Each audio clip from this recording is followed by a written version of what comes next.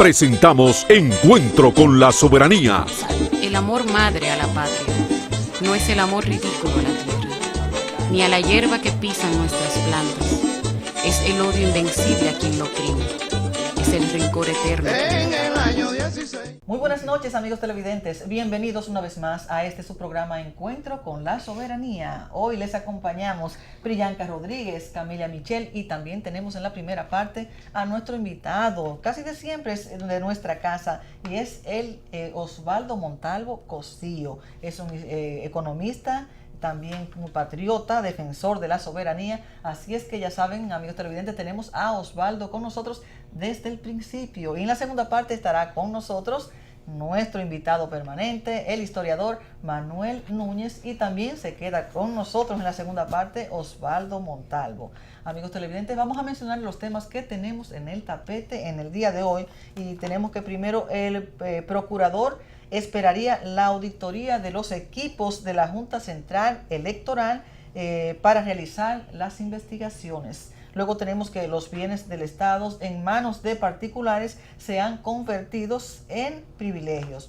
Y los transportistas quieren también más privilegios.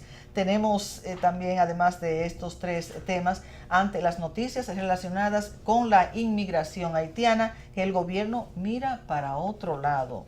Y no es de menos esperar. Bueno, Camelia, Priyanka y Osvaldo, nueva vez ha vuelto el tema de los escáneres, el tema de Priyanka, que fueron adquiridos por la Junta Central Electoral a la empresa española Indra.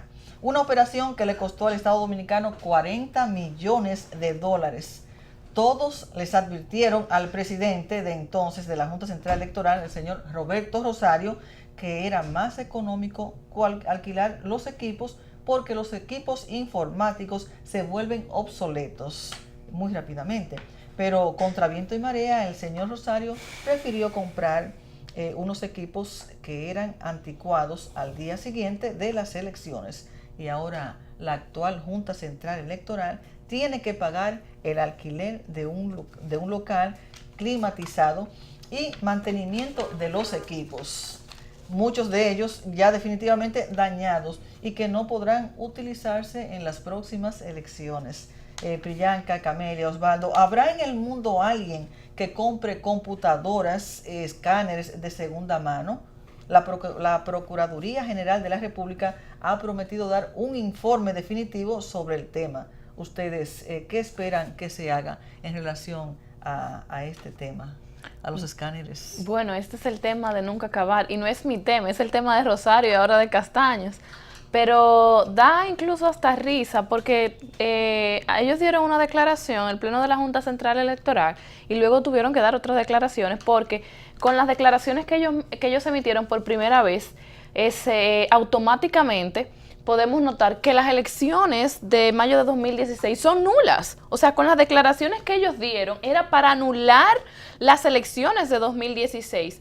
Pero al parecer, luego de esto, bajaron algunas líneas y tuvieron que dar otras declaraciones para decir que a pesar de los fallos, que a pesar de que estos equipos no se pueden utilizar, de que estos equipos están dañados, las elecciones no tenía que ver nada con las elecciones, pero lo utilizamos en las elecciones de 2016, entonces tampoco se pueden utilizar en las elecciones de 2020. Pero vamos más allá. El préstamo que se tomó para estos equipos todavía no se ha terminado de pagar.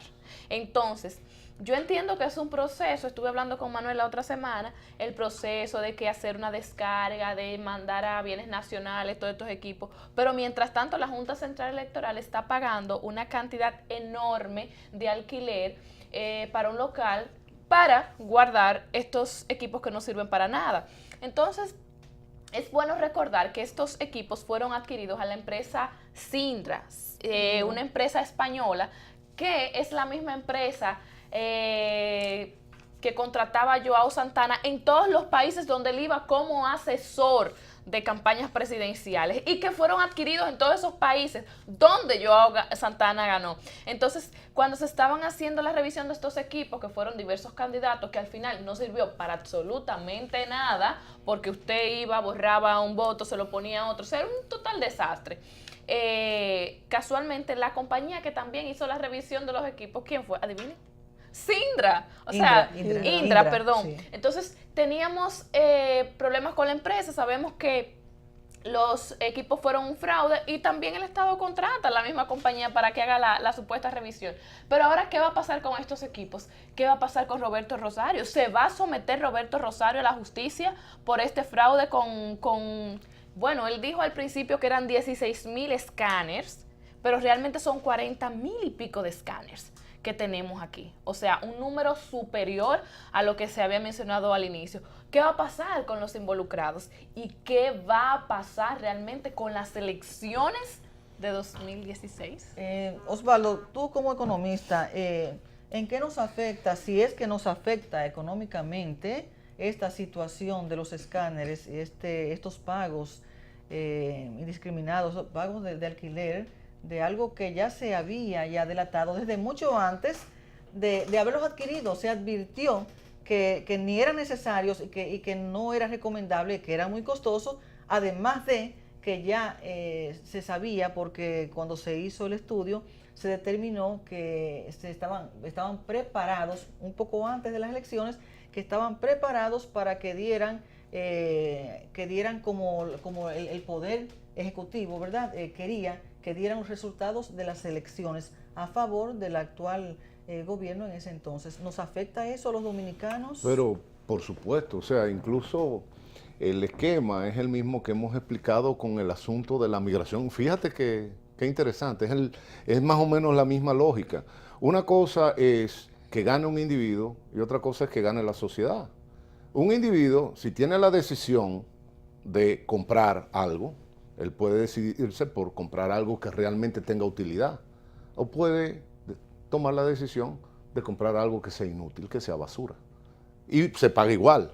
Estamos pagando 100 pesos por algo que tiene utilidad, estamos pagando 100 pesos por basura. Estamos pagando 100 pesos por un puente que está bien hecho, estamos pagando 100 pesos por un puente que se va a caer dentro de... Estamos pagando por una computadora que, según el manufacturero, el que la hace, el que la diseña, dice que debe durar 15 años y estamos pagando una cantidad igual por una computadora que no va a durar ni siquiera 3 meses. ¿Por qué se hace eso? ¿Porque la gente es tonta? ¿Porque son brutos? No, se hace porque es el Estado, es decir, los contribuyentes más bien. Los contribuyentes están adquiriendo algo inservible, están pagando un valor que no están recibiendo, porque obviamente lo que están comprando. Entonces, ¿qué sucede? Y es interesante porque esto tiene hasta efectos macro, o sea, dentro de lo que... Por eso nosotros vemos que la República Dominicana está entre los primeros países en términos de crecimiento. Crecemos, como los espaguetis aquellos, ¿ustedes se acuerdan? Claro. Crecemos. Malísimo, Pero entonces, ¿qué pasa? Que cuando uno, y lo he dicho en más de una ocasión, o sea, el bienestar se debe ver con los ojos de la cara. En la República Dominicana, las cifras macro hay que explicarlas. No sé si usted me entiende la diferencia. Claro. O sea, cuando usted ve a una gente que está bien, no, esa persona, ¿y por qué se le ve que está bien? O sea, no hay que preguntarle mucho. Entonces, a nosotros nos presentan un individuo famélico, enfermo, con tuberculosis, y me dicen, no, ese hombre está perfecto. Entonces empiezan a explicarnos que la salud no está en la musculatura, la salud es otra cosa. Entonces, eso mismo pasa con todo lo que acontece en nuestro amadísimo país. Así es. Y tú, Camelia, tú como periodista ya de una gran experiencia de largos años, ¿cómo tú crees que ha impactado este tema, sobre todo con la percepción de las encuestas que hicieron y sobre todo las denuncias también que se hicieron en base a esto y que no se tomaron en cuenta? ¿Dónde está la credibilidad también de los comunicadores y de los encuestadores? Bueno, a mí me gusta muchísimo este caso porque me recuerda aquella novela de Gabriel García Márquez, Crónica de una muerte anunciada. Y con esto demostramos que la realidad generalmente supera la ficción. Porque Indra fue contratada, pero que resulta que Indra tenía ya todo un prontuario de quejas en los diferentes países donde ha ofrecido servicios, porque sus servicios son malísimos. O sea, es una empresa ineficiente, pero como al parecer tiene muy buenas conexiones internacionales, se ha impuesto en muchísimos países y ha dado resultados, bueno, muy mediocres. Quizás en algunos han sido menos malos, pero lo de aquí fue algo ya apoteósico porque nunca funcionaron. O sea, una cosa es que tú compres un equipo que tú sepas que es que va a perecer pronto, pero por lo menos en el momento en que lo compraste te resolvió un problema, pero resulta que no, porque fue preciso justamente que se emitiera una normativa en las elecciones para que se hiciera el conteo doble, o sea, el conteo manual y el supuesto conteo electrónico. Entonces, en realidad, para mí es muy doloroso. Mira, para mí es casi un fracaso personal. ¿Por qué?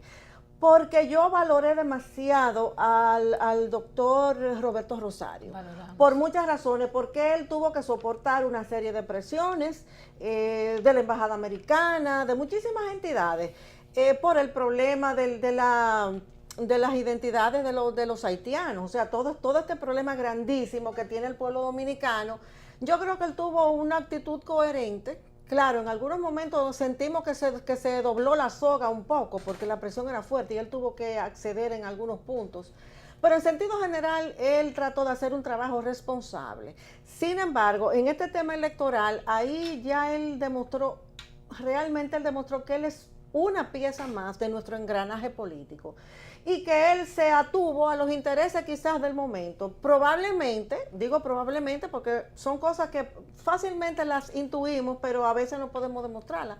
Probablemente él estaba cumpliendo con alguna propuesta de negocio. O sea, todos sabemos que el Estado necesita negociar porque es una entidad jurídica, o sea, pero los negocios que se hacen benefician a particulares. Entonces vamos a ver.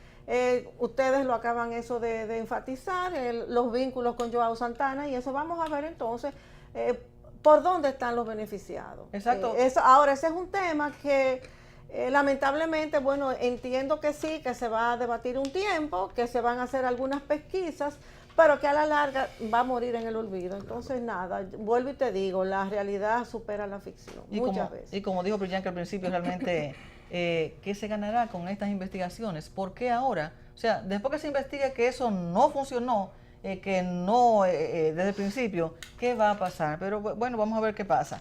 Y Camelia, Osvaldo y Priyanka, los empresarios nacionales e internacionales, comunicadores y políticos de distintos partidos usufructúan las instalaciones del Estado por años a cambio de una renta que al mes no llega a 10.0 millones más inversión en reconstrucción. Tenemos el caso de 19 hoteles construidos durante la era de Trujillo. Los arrendamientos son sencillamente escandalosos. El Jaragua se halla alquilado en $87,000. $50,000 paga el hotel y $37,000 el casino. El Marién, el Guarocuya en 7,000 y 18,000 pesos respectivamente. Y lo mismo ocurre con otras propiedades hoteleras localizadas en todas las provincias del país. Esto se ha transformado, ha transformado en privilegios irritantes. A alguien que le duele el patrimonio nacional debe pronunciarse. ¿No creen ustedes? ¿Qué les parece a ustedes? Osvaldo, a ti, este caso de pues realmente extraordinario. Están pagando, están al día. Porque si están pagando, por lo menos están pagando un alquiler, porque hay otras cosas que se las roban. Entonces, entre que se las roben y que paguen una renta, para lo que hemos llegado, es más, hasta eso que tú dices, privilegios irritantes, eso ya como que está tan manido. Se ha hablado tanto, eso está como cuando dicen que se llegará hasta las últimas consecuencias. Ya nadie cree en eso. Privilegios irritantes. ¿Y quién ha accionado? ¿A quién le toca? Bienes nacionales. Entonces, volvemos, cae en lo mediático, se hace se venden periódicos, porque también la prensa tiene que ver en eso, ¿no? O sea, en vez de darle seguimiento y de empujar en una dirección definida, simplemente un poquito el morbo, un poquito el escandalito, lo que tú decías, Camelia, con los equipos, y ya ustedes van a ver. ¿Quién habla, por ejemplo, de Odebrecht? ¿Ustedes se acuerdan de ese nombre? Joao Santana. Suena, ¿verdad? Marcelo Hubo una vez. Brasil. Ya, Odebrecht se fue. Y si Odebrecht, que tiene el tamaño que tiene, Entonces tú me vas a hablar a mí de 17,000 pesos, de 80,000 pesos, eso es chilata. No, hombre. Y se hizo alguito ahí el teatro porque intervinieron organismos internacionales y empresas y países. Oye, hay algo más. O sea, los niveles de depredación, para no utilizar un lenguaje excesivo, los niveles de depredación de lo que es la propiedad pública han llegado a un nivel que no se pueden robar el aire porque no tienen un método técnico para robárselo. Pero o sea, todo ha desaparecido. Lo que es la propiedad pública, lo que son los terrenos, lo que eran todas las propiedades del CEA, lo que era de Corde, los aviones, la mina de oro, las piedras de los ríos, la arena de las playas, todo lo que se pueda se ha desaparecido en manos de la clase política, porque no es más nadie. Entonces, porque esto es otra cosa interesante de este país, es que es el único país donde hay robo, pero no hay ladrones. Así es, Osvaldo. Y realmente, como tú dices, no se roban el aire porque no han podido, pero no se lo contaminan. Y amigos televidentes, nos vamos a un pequeño corte y cuando regresemos, continuaremos con nuestros temas en el tapete. Ya volvemos en breve. Presentamos Encuentro con la Soberanía. El amor madre a la patria no es el amor ridículo a la tierra, ni a la hierba que pisan nuestras plantas. Es el odio invencible a quien lo oprime. Es el rencor eterno. En el año 16. Y bien, amigos televidentes, ya estamos de vuelta con ustedes en la segunda parte de nuestro programa Encuentro con la Soberanía. Y continuamos con los temas que están en el tapete. Tenemos que el gobierno entrega miles de galones de combustibles a los transportistas. Estos cada vez más exigen privilegios y al parecer un proyecto de introducir nuevos impuestos para traspasárselos a los transportistas. La advertencia la hace el senador por San Cristóbal, don Tommy Galán. Y a ustedes, ¿qué les parece propio que en las actuales circunstancias el gobierno le entregue nuevas exenciones a los transportistas cuando en realidad se trata de actividades privadas? ¿Qué les parece a ustedes este caso de la entrega de los combustibles a los transportistas? Bueno, ese es un tema, yo diría que muy espinoso, porque ciertamente si se le intenta tratar a los transportistas como contribuyentes, o sea, si se les intenta cobrar los impuestos que hasta el momento les han sido perdonados, sencillamente ellos van a tomar represalias. Y esas represalias no van a ser contra el gobierno, sino contra la población. Yo lo que entiendo es que a esos grupos que tienen grandes privilegios se les debe ir normando y se les debe ir exigir, si se le da una exención, se le tiene que exigir un buen servicio para la población, porque la idea de la exención no es, o sea, supuestamente no es beneficiar a ese grupo, sino que ese grupo se lo transfiera a la población ese beneficio. Entonces vamos a ver cuál es el servicio que dan. Es un servicio pésimo. Debería crearse un sistema para evaluar ese servicio que dan y mantener los subsidios en los casos que sean precisos para que la población no sienta demasiado el aumento de los precios de los combustibles y eso. Pero si es para seguirlos beneficiando, obviamente yo estaría de acuerdo con que lo quitaran, pero difícil, ¿no? Usted sabe una cosa, Camila, yo también estuve hace poco escuchando a unos choferes de carro público que una de las ellos ahora, la idea de los dirigentes transportistas es que el gobierno también les subsidie seguros privados. Entonces yo digo, se supone que la red de transportistas son empresas, ¿verdad? Son empresas, grandes empresas aquí privadas. Entonces, ¿por qué el gobierno tiene que subsidiarle el seguro médico a ellos y no lo subsidia a la empresa para la cual ellos trabajan? La empresa para la que trabajan estos choferes. Entonces, aparte del combustible, también hay que subsidiarle el seguro médico. Después, ¿cuántas cosas más va a haber que subsidiar? Pero sí, pero habría que ver también si realmente a los miembros de cada uno de esos supuestos sindicatos, que como tú dices no son sindicatos, son asociaciones, Claro. a ver a los miembros normales, comunes y corrientes, a los choferes de carro público y de guagua, a ver si es verdad que ellos reciben también esos beneficios.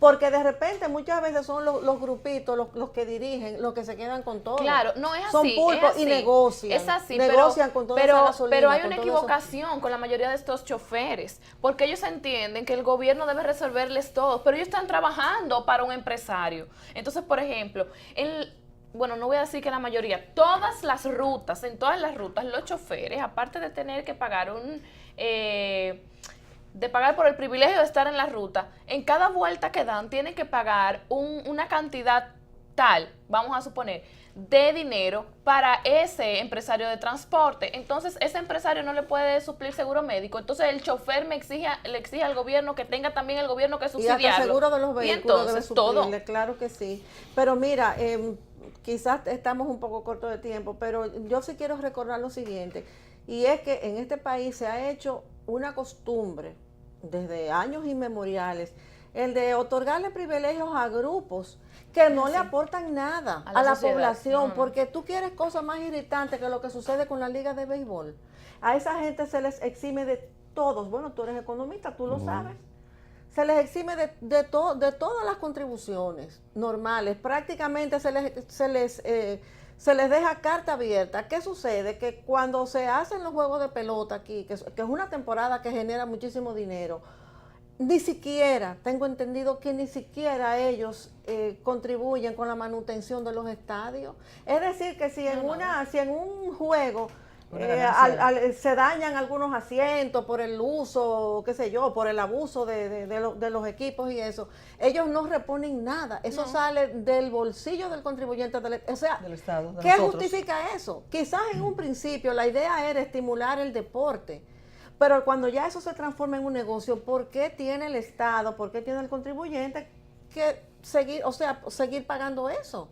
Y además cuando el usuario va, porque no son gratuitos, cuando tú vas a un estadio tú no pagas, tú pagas por la entrada, por el refresco, por lo que tú te comes, o sea, todo. Y todo tiene impuestos, todo. Bueno, vamos a continuar nosotros con el siguiente tema que tenemos. Camelia, Priyanka, Osvaldo, en los últimos meses hemos tenido montones de noticias relacionadas a la inmigración ilegal que ocupa el país. Veamos, primero tuvimos el caso de los 3 haitianos que asaltaron un autobús de pasajeros en El Ceibo.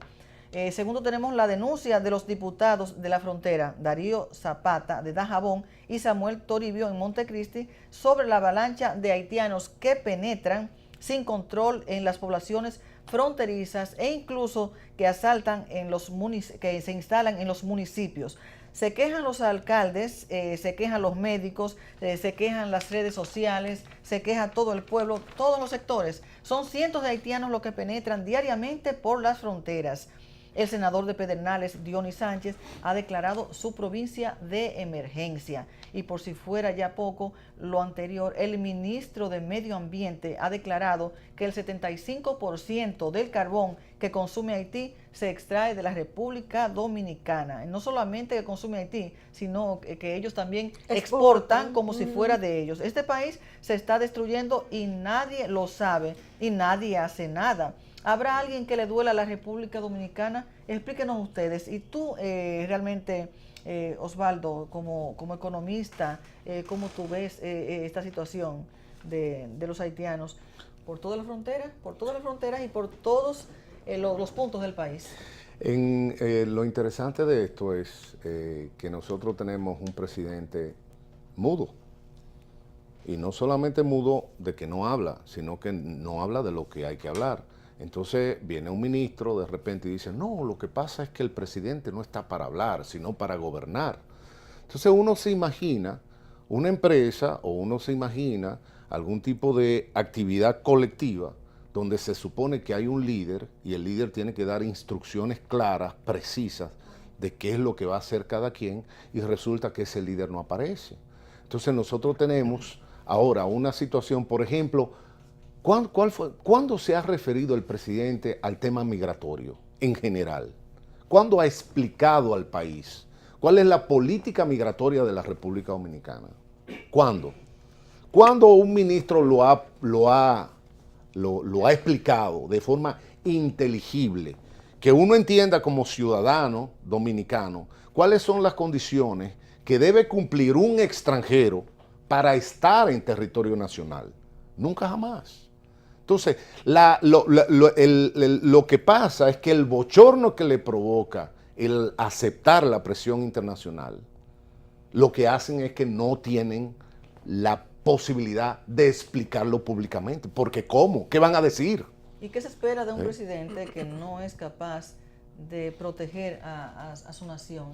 La destrucción. Lo que nosotros estamos viendo, porque ahí mismo lo dice un ministro. O sea, es decir, si hay un problema, el que sea, porque no es un problema, o sea, están depredando los bosques los están desmontando para convertirlo en carbón y para llevárselo para Haití, para cocinar y hacer lo que sea en Haití. Lo dice el ministro, pero él lo dice como una denuncia, como una situación que hay. Actúa en dominicano. Exactamente, o sea, señores, el 75% del carbón están, pero usted no es ministro. O sea, no es su responsabilidad, su competencia, su obligación. Como siempre he dicho, no es solamente que el presidente juró cumplir la ley, él juró hacer cumplir la ley. No es cumplirla él solamente, sino hacer que los demás la cumplan. ¿Sí? Entonces, ¿qué es lo que estamos viendo? Ahora, ¿a dónde vamos a llegar? Esa es la pregunta grande. ¿Realmente los dominicanos vamos a dejar que definitivamente perezca la República Dominicana? A esa pregunta yo no le tengo respuesta. Bueno, y ciertamente causa mucha preocupación porque lo que uno ve es una tendencia a que se violente la gobernabilidad, a que se pierda. Y obviamente de ahí a tener un Estado fallido es muy poca la distancia. Yo creo que se está jugando con eso. Y me parece que no es lo mismo llamar al diablo que verlo llegar. Ellos están permitiendo que la situación desborde demasiado las posibilidades de control del mismo Estado que ellos dirigen. Entonces yo me pregunto, cuando se presente una situación definitivamente que rompa con todas las posibilidades de control, ¿qué va a suceder? O sea, ese día nos lamentaremos. ¿O se alegrarán? O sea, uno se pregunta muchas cosas. Así es, y en vista, hay que ver las cosas buenas, porque de todo esto, algo bueno tiene que salir. Y es que hemos visto en las redes, en las calles, en todas las redes sociales, en los medios, cómo la gente se está manifestando, cómo el pueblo se está levantando y cómo el pueblo se está organizando. Priyanka, porque tú has podido ver que hay muchos grupos que se están formando. Que han estado surgiendo. Han estado surgiendo y se están organizando de manera que también estamos buscando la manera. Plataformas bien organizadas. Mira, quería recalcar algo con respecto a lo que estabas mencionando, Osvaldo, el Ministerio de Medio Ambiente, este ministro. Hace poco incluso el informe con Alicia Ortega estuvo realizando una investigación porque ahora no solamente el 75% del carbón que consume Haití es de nuestros bosques, sino que ahora hay unas empresas aquí en República Dominicana que están haciendo lo mismo y exportando nuestros árboles en carbón hacia Canadá y Estados Unidos. Sí. Pero estamos hablando de contenedores, de miles y miles de contenedores que salen de la República Dominicana con destino a Canadá y a Estados Unidos. Empresas formadas legalmente.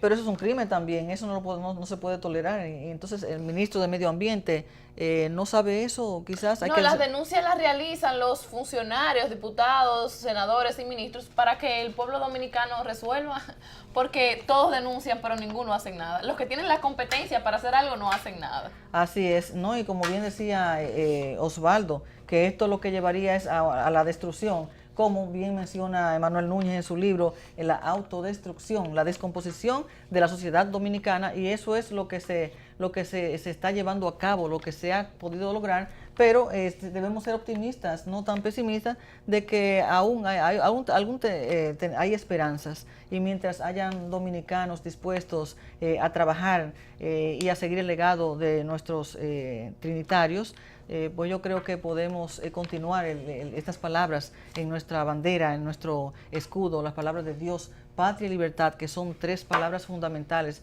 tres palabras tan fuertes que nos identifican a nosotros los dominicanos. Y nosotros, antes de irnos ya a la segunda parte, queremos darle las gracias a todo el personal de Santiago, a toda la gente de los diferentes pueblos que estuvieron con nosotros el jueves pasado en la presentación del libro de Manuel Núñez, también al director de esa institución de Ateneo, a Amantes de la Luz, a Carlos Manuel Estrella, a Wanda, que trabaja con él, a nuestros panelistas, que estuvo también Osvaldo Montalvo, de aquí Pelegrín Castillo, y de Santiago estuvo nuestra querida Luz Brito, y Cabral de la Torre. Así que les agradecemos a todas aquellas personas que estuvieron con nosotros, les agradecemos y los invitamos siempre a que nos pueden seguir y nos pueden escribir, y que los libros, los que no pudieron obtener libros, se pueden comunicar conmigo al 809-264-1863.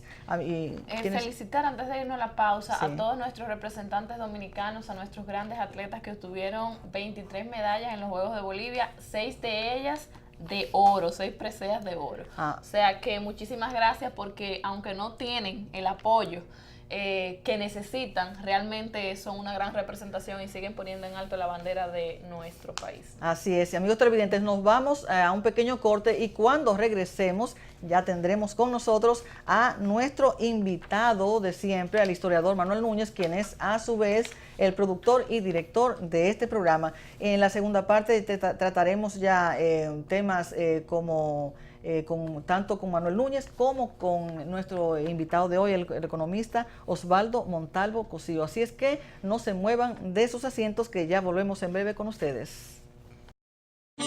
Presentamos Encuentro con la Soberanía.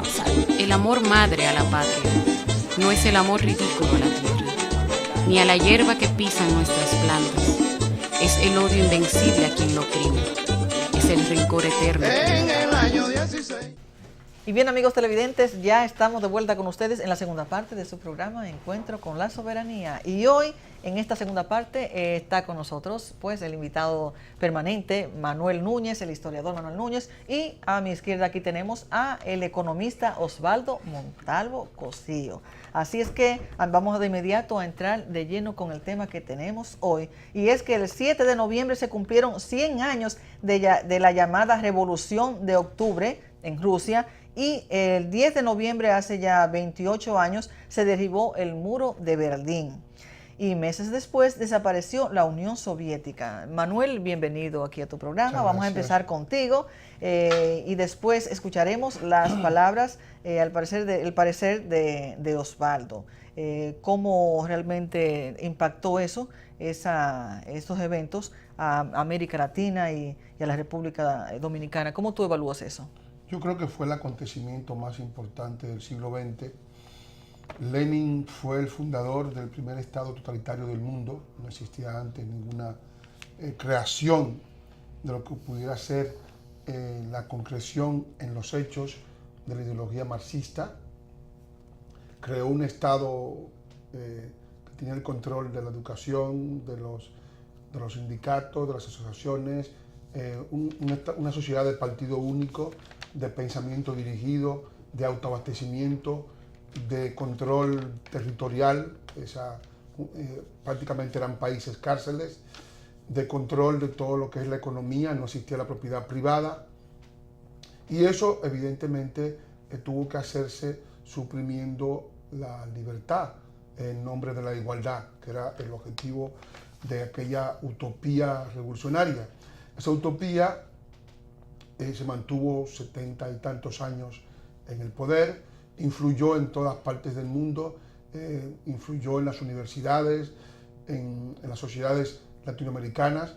En América Latina, en los años 70, conocimos montones de guerrillas en Nicaragua, guerrillas en Argentina con la AAA, guerrillas en Chile con el MIR, guerrillas en Venezuela con Douglas Bravo, guerrillas en Colombia hasta el día de ayer, guerrillas en toda Centroamérica, guerrillas incluso en la República Dominicana y en México, con el grupo del subcomandante Marcos. Es decir, el mundo entero estuvo convertido en un polvorín, persiguiendo una utopía engañosa que realmente, ahora que se ha hecho el análisis historiográfico, que lo ha hecho un historiador de enorme prestigio en Francia, que es Stéphane Courtois. El libro negro del comunismo, se ha demostrado que el sistema era muy parecido al totalitarismo de Hitler. Es decir, Hitler se propuso crear una sociedad basada en el predominio racial de raza aria y en el caso de Lenin se propuso crear una sociedad basada en el predominio del proletariado, en una dictadura del proletariado. Sin embargo, era una dictadura ejercida por un grupito de iluminados que gobernaba en nombre del proletariado, que suprimieron las libertades de todo género y que mantuvieron a una parte de la humanidad en un estado de esclavitud convertida en instrumento de una utopía histórica. Todo ese mundo se derrumbó en el 1989 y ese derrumbe supuso, en el caso de la antigua Unión Soviética, el nacimiento de 15 nuevos estados-naciones y al mismo tiempo el nacimiento y el resurgimiento de sociedades postcomunistas que fueron las sociedades de los países del este, Polonia, Hungría, Bulgaria, Rumanía, todos esos países que estuvieron bajo el dominio y bajo la influencia satelital de la antigua Unión Soviética, desaparecieron como democracias populares para instaurarse allí democracias liberales desgajadas ya directamente de lo que había sido el predominio de ese sistema que, haciendo el balance que hace Stéphane Courtois, dejó un saldo no halagüeño de más de 100 millones de muertos.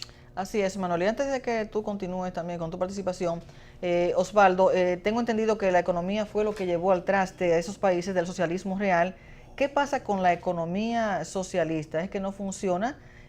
Tú como economista, ¿podrías explicarle al pueblo dominicano en palabras quizás que ellos puedan entender, como tú desmenuzas bien el asunto, esta situación? Sí, bueno, lo interesante de esta discusión es que hay, por decirlo de alguna manera, dos bandos opuestos. Gente que defiende de forma fanática, vamos a decirlo así, el comunismo, y gente que defiende de forma fanática el capitalismo de libre competencia. Ahí ya empezamos con los problemas, porque al decir de libre competencia ya estamos entrando a una caracterización que no siempre se da. Pero para ser lo más simples y directos, resulta que el capitalismo, cualquiera fórmula del capitalismo, tiene cantidad de problemas. Nosotros vivimos ahora, por ejemplo, en un sistema capitalista, es decir, un sistema de libre empresa. Entonces, eso es lo que fundamentalmente, como dijo Manuel, lo que significa en este caso es que hay propiedad privada, de propiedad privada de los medios productivos. Y sobre todo de que cualquier persona que así lo desee puede incursionar en una actividad económica, la que sea de su preferencia. Es decir, si usted, bueno, no siempre se puede así porque hay controles de mercado, pero se supone en abstracto que si usted mañana quiere dedicarse al transporte público, usted agarra su carro, sale a la calle y si los sindicalistas se lo permiten, pues usted puede brindar ese servicio.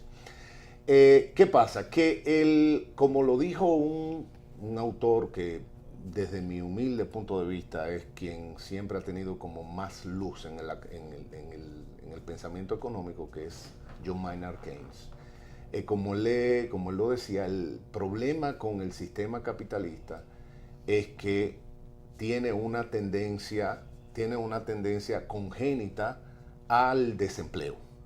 O sea, si el sistema de mercado se deja libre, o sea, sin ningún tipo de regulación, el problema es que se equilibra en un nivel el producto se localiza en un punto en el cual toda la población trabajadora no está ocupada. Y por eso entonces nosotros tenemos ese fenómeno que conocemos como desempleo. Es decir, gente, no es como dicen los neoclásicos, gente que anda buscando un empleo pero no lo acepta porque la paga es muy baja. No, dice Keynes, no, eso no es así. O sea, la gente si consiguiera un empleo, lo tomara aunque la paga fuera baja. El problema es que no existe empleo. O sea, el sistema no genera la suficiente cantidad de empleo como para absorber toda la población que está deseosa de trabajar. Entonces, como no absorbe el empleo, ustedes saben que el empleo es la principal fuente de ingreso de la mayor parte de la población. Entonces la gente consigue su ingreso trabajando en un mercado. Es decir, va a un mercado, rinde un servicio y consigue dinero, y con ese dinero va al supermercado y paga la escuela y hace todo lo que hace todo el mundo.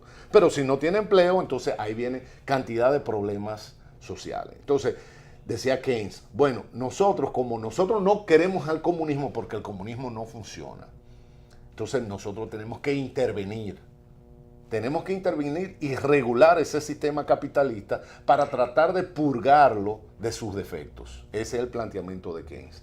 Después, el mismo keynesianismo entra una serie de consideraciones más o menos complejas que no podemos explicar ahora, y de alguna manera se enrarece, vamos a ponerlo de esa manera. Ahora, ¿por qué no funciona el comunismo? Porque la economía no es un sistema marcial.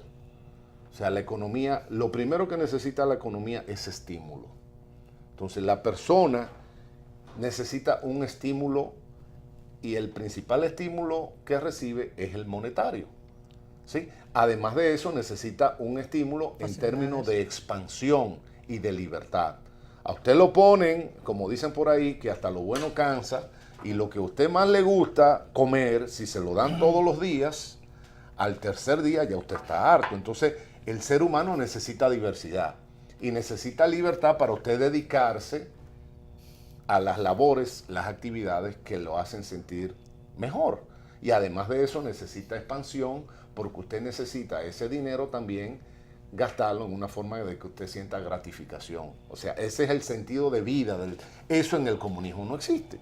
En el comunismo simplemente, como dice Manuel, en nombre del proletariado, porque no es que... Incluso el mismo Bakunin, en una réplica a Marx, le dice que como él plantea que aumentando el tamaño y la injerencia del Estado, el Estado se va a disolver. Porque también decía Manuel Raymond Aron, por ahí una cita que me fascina mucho, que decía que el marxismo es el opio de los intelectuales. Así es. Sí. O sea, hubo una época en que decir que una persona era marxista era como decir que lo sabía todo. Y con el tiempo se ha demostrado que el marxismo tiene cantidad de huecos en todos los órdenes, incluso en el orden filosófico, en el orden metodológico, que era donde se consideraba que era imbatible, ¿no? Por no hablar del aspecto económico, que siempre se reconoció. Por ejemplo, hay una cuestión técnica ahí, muy académica, que se llama la transformación de los valores en precios, que los mismos marxistas siempre estuvieron de acuerdo en que ese era un punto, vamos a decirlo así, un punto oscuro dentro del planteamiento de Marx. Así es, Manuel Núñez y Osvaldo, esta pregunta para los dos. ¿Cómo ha impactado estos acontecimientos tanto a América Latina como en particular también a nosotros, los dominicanos? Bueno, a nosotros nos ha impactado muchísimo, porque evidentemente en el caso dominicano todo el sistema educativo en algún momento fue penetrado por las ideas marxistas. Había una visión de que estas ideas iban a gobernar el mundo, y al mismo tiempo había la idea de que las sociedades iban mecánicamente hacia ese sistema. Era la famosa idea del materialismo histórico. O sea, que era imposible evitar esa evolución histórica. Ahora se ha demostrado que no, que también posible es revertirla, porque de hecho mismo, dentro de la concepción que se tenía, la Unión Soviética nunca había podido desaparecer. Sin embargo, desapareció y vinieron las sociedades postcomunistas. Entonces la idea es que esta ideología divorció la universidad del Estado. Durante mucho tiempo la Universidad Dominicana, y eso lo sabe bien Osvaldo, estuvo divorciada de los propósitos de la producción, de la incorporación de los dominicanos a la producción, al punto tal de que cuando la Universidad de Illinois comienza a colaborar con la Ucamaima para que se cree una universidad que supla al estado de técnico, a una época en que prácticamente los estudios universitarios de la Universidad del Estado estaban concentrados esencialmente en producir un profesional que iba a contradecir o a contraponerse a los propósitos del propio Estado, pues se crea Ucamaima, que suple de técnico y de ingeniero al Estado Dominicano en aquellos años 70 en que se produce ese divorcio entre la universidad y el Estado al cual le sirve. Que fue un asunto muy grave porque evidentemente todavía no se ha saldado, porque hay incluso algunos pujos neocomunistas, neosocialistas, ¿no? De gente que todavía no se ha curado, no se ha enterado de que la historia ha cambiado brutalmente. Pero eso fue extremadamente negativo y aquí tuvimos varias guerrillas, la guerrilla de Camaño, la guerrilla de Harley Herman, todas tenían el mismo propósito de que un grupo de hombres iluminados tomara el control del Estado y que pusiera al pueblo dominicano al servicio de esa utopía que ellos consideraban que iba a ser la creación de un hombre nuevo, que en el resto del mundo fracasó, porque ya hemos visto todo lo que ha padecido todas esas sociedades que estuvieron bajo ese tipo de régimen que ha tenido un balance esencialmente negativo y nefasto. No sé. Claro, sí, Osvaldo. Hay una frase también, de esas frases lapidarias de Marx, que dice que no es la conciencia social la que determina el ser social, sino al revés. El ser social el que determina la conciencia. Entonces, el ser social se supone que es su posición de clase. Es decir, para usted tener una conciencia proletaria, usted necesita ser proletario. O después ahí viene el leninismo, que plantea que no necesariamente, pero usted puede ser parte, digamos, de los intelectuales. Del desclasamiento. El desclasamiento. Pero hay, Manuel, ahora, con lo que es más moderno, que es el marxismo cultural, ya los que se llaman liberales y progresistas han entendido bien esa ecuación. Y entonces ellos tienen ideas de izquierda, pero siempre y cuando le paguen en dólares. Así sí, entonces, cuando le convenga. Sí, entonces ahí usted, por ejemplo, ahora usted escucha mucho las palabras predilectas que son inclusión, empoderamiento. Y hay una serie, hay como un léxico. Sí, hay una recreación ideológica. Porque que entonces hace una serie de planteamientos muy generales, muy interpretativos sobre todo. Muy interpretativos. Y también han variado el objetivo del pueblo que hay que salvar, porque evidentemente anteriormente el sacrificio era por el proletariado, pero ahora el sacrificio es por los inmigrantes, por los homosexuales, es decir, por las minorías. Con las minorías, y entonces quieren proyectar el monopolio de la compasión, el perfectamente, monopolio del corazón, el monopolio de la honestidad y el monopolio de la moral. Porque pero lo interesante es... El resto del mundo son desalmados. Y frontera abierta en los países subdesarrollados, pero ellos para ellos no. Que pretendidamente defienden las minorías porque entienden que las mayorías van a colegir, van a deducir que defendiendo las minorías, pues lo que se sigue es una defensa de las mayorías, pero no es así, es todo lo contrario. Claro, defendiendo minorías lo que hacen es que acaban con las mayorías. Y ese ha sido exactamente, ese ha sido el fenómeno del marxismo cultural, que ya lo hemos comentado antes, que va en contra de la familia, que va en contra de los valores establecidos, en contra de la idea de nación y todo lo demás. Pero el elemento novedoso es que, por eso traía la cita del ser y de la conciencia social, todas esas ideas tienen que estar muy bien lubricadas en dólares. Pero a estos individuos eso no les causa ningún sonrojo. Ni lo interpretan como ningún tipo de contradicción. En la medida, fíjense cómo, por ejemplo, en nuestro mismo país, de repente desapareció la cuestión del movimiento LGTB. O sea, hace meses largos que de repente, de buenas a primeras, entonces ya no se habla del problema porque se pretendía hacer un gran tema nacional, el baño a que tenían que entrar los transexuales.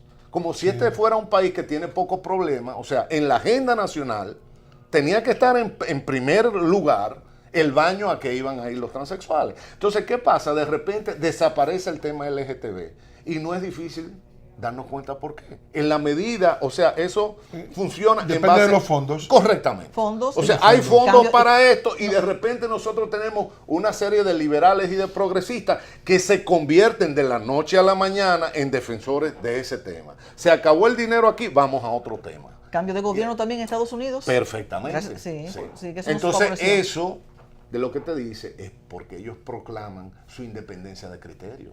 Exactamente. Sí. Y hablando de esto, Manuel, tú mencionaste ahorita cuando cayó el régimen socialista o comunista en aquellos países de Europa y el surgimiento de esas 15 naciones.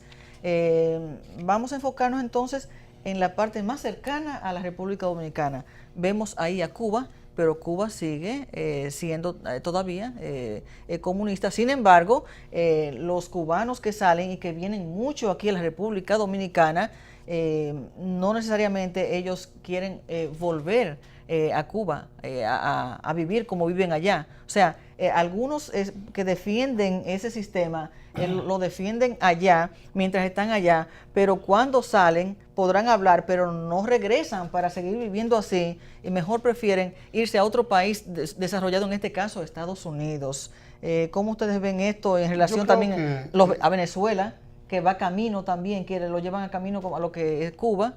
Yo creo que hay una situación en el caso de Cuba que fue en cierto modo el modelo a imitar en muchos casos de América Latina, en la sociedad desarrollada que muchos creían ver en Cuba.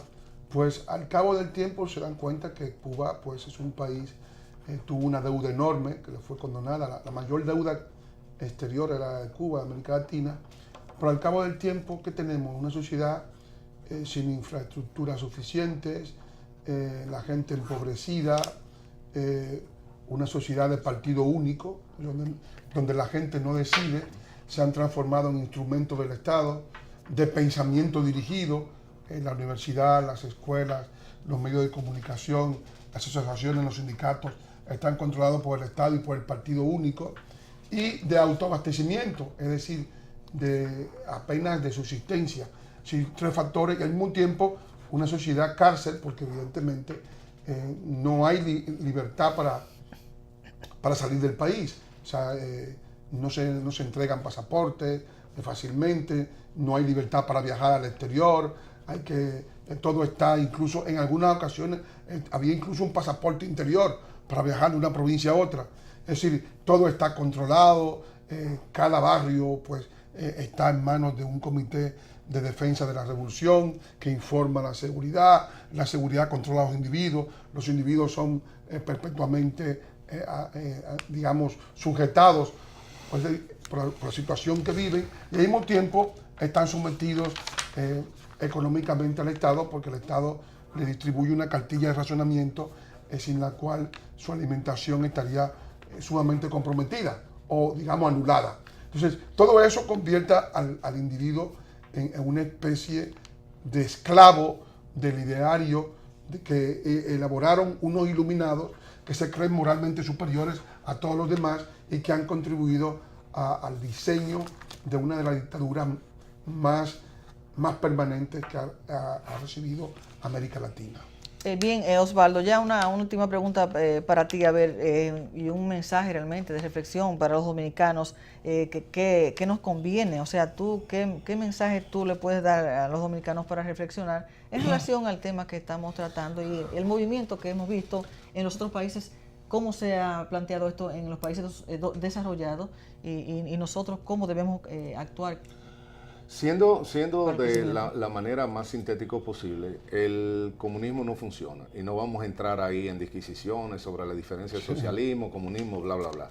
El totalitarismo, como decía, bueno, porque van de la mano. Tampoco vamos a entrar en eso, porque hay alguna gente, tengo algunos amigos que me vienen a hablar a mí de la democracia socialista. Todo eso es patraña. Pero ¿qué pasa? El hecho de nosotros decir que el socialismo no funciona tampoco significa decir que el capitalismo puede irse en automático. En el capitalismo hay cantidad de problemas y el principal problema es que lo que hay son capturas y controles de mercado. Entonces, en un sistema que es pretendidamente libre y que es lo más libre dentro de lo que se puede, siempre hay agentes que se apropian de un determinado mercado y se dedican entonces a capturar renta. Entonces de ahí viene la necesidad de la intervención del Estado. Pero uno dice, caramba, pero yo no quería intervención del Estado porque la intervención del Estado es lo que me lleva al totalitarismo. Entonces ahí tenemos una disyuntiva. Nosotros necesitamos el menor Estado, pero un Estado que funcione. Y en ese estamos. Pero no solamente en esa estamos, en esa vamos a estar siempre, porque eso es un dilema que no tiene solución. O sea, si nosotros nos hacemos hacia la izquierda, nos vamos a encontrar con un totalitarismo completo. Si nos vamos a la derecha, entonces nos vamos a encontrar con controles de mercado que necesitan la intervención del Estado. Ahora, nosotros necesitamos un Estado que funcione. Por eso yo a muchos colegas economistas que quieren todos resumirlo a oferta y demanda, digo, oferta y demanda nunca ha sido suficiente. O sea, en una economía no es de agentes, es de personas, de sujetos. Entonces, no es solamente, el sujeto no solamente es un agente económico. Entonces, nosotros necesitamos incidir, y de hecho, esta es una plataforma que trata de hacerlo en un aspecto, tratamos de incidir para crear fórmulas, formas de cómo hacer las cosas mejor. Eso es inevitable. No hay en esta vida que nos toca, en esta vida mortal que tenemos para vivir, no hay nada garantizado ni hay nada automático. Perfecto. Manuel Núñez, y tú ya por último, en para breves palabras, ¿qué tú puedes decir tú como historiador, como escritor, al pueblo dominicano en relación a este tema que hemos estado tratando? Yo diría que debemos concluir con la frase de Churchill. Churchill decía que la democracia es el peor sistema a excepción de todos los demás. Exactamente. Es decir, yo creo que esa es la visión general que debemos tener. Si ningún sistema que le confisque al pueblo la voluntad para decidir lo que debe ser su país es bueno. Es decir, y la democracia supone que el poder político, el poder de la nación pertenece al pueblo y que el pueblo lo delega transitoriamente, eso hay que subrayarlo siempre, en unos dirigentes que lo van a gobernar por un tiempo limitado, y cuando el pueblo se canse de ellos, pues elegirá a otros por un sistema pluripartidista que es lo mejor que hay para la población. Así es, amigos televidentes, muchas gracias por su sintonía. Gracias, Manuel Núñez. Gracias, Osvaldo. Esperamos que este tema le haya sido de su agrado, de su aceptación, y que ustedes hayan entendido perfectamente. Cualquier cosa, cualquier sugerencia nos la pueden hacer llegar a nuestro correo electrónico. Igualmente lo buscan con el mismo nombre del programa, Encuentro con la Soberanía tv@gmail.com. Nos pueden buscar también en YouTube todos los sábados y nos ven por los canales 52 y 22. Muchas gracias por su sintonía. Los esperamos cada sábado, como ya les dije, y pasen todos un feliz resto de esta noche. Presentamos Encuentro con la Soberanía. El amor madre a la patria no es el amor ridículo a la tierra, ni a la hierba que pisan nuestras plantas. Es el odio invencible a quien lo oprime. Es el rencor eterno. En el año 16.